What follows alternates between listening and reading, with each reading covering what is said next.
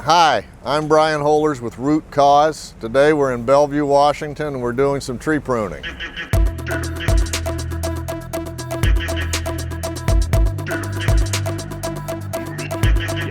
So we have 4 beautiful linden trees on the edge of this parking lot. They overhang the parking lot and also the sidewalk and a bit into the street. We were called in to do some pruning on these trees because the canopy was entirely too low. And especially when somebody comes in with a large vehicle that's, over 5 feet tall and they back into the tree limbs, it scratches the car, it makes people mad, maybe it breaks the limbs. It's just problematic. And the new owner noticed this problem and called me because I'm their tree guy and asked us to come and do some pruning.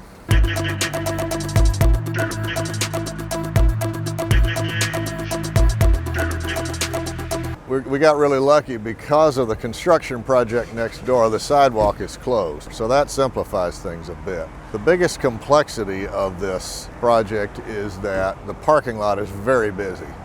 There's a Starbucks here which opened really early, so no matter how early we get here, there's dozens of cars in this lot. So we need this entire side of the parking lot to do the work.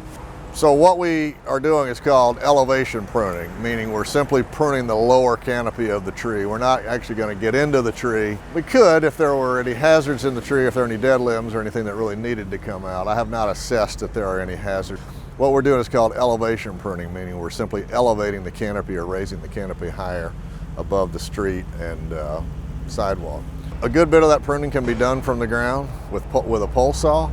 But the process starts with a visual inspection from the ground of what needs to be pruned and where limbs need to be cut. You kind of have to make a decision. You have to make the cuts properly. If you got a really long limb and you want to take it out completely, you start with the pole saw. You take all the weight off of it, meaning you take 80 or 90% of the limb off from the ground.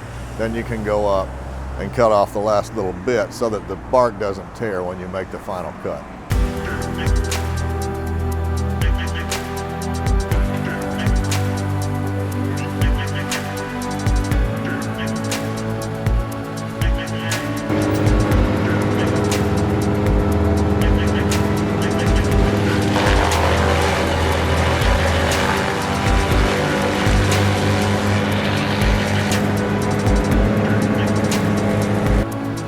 So we start with the visual assessment from the ground and a safety assessment. Obviously, especially if you're standing on the ground or you're standing underneath a limb that's being removed, your most important goal is don't have the limb fall on top of you. So, sounds simple, but no matter where you are, whether you're in Paris, Texas, or Paris, France, or Bellevue, Washington, gravity always works.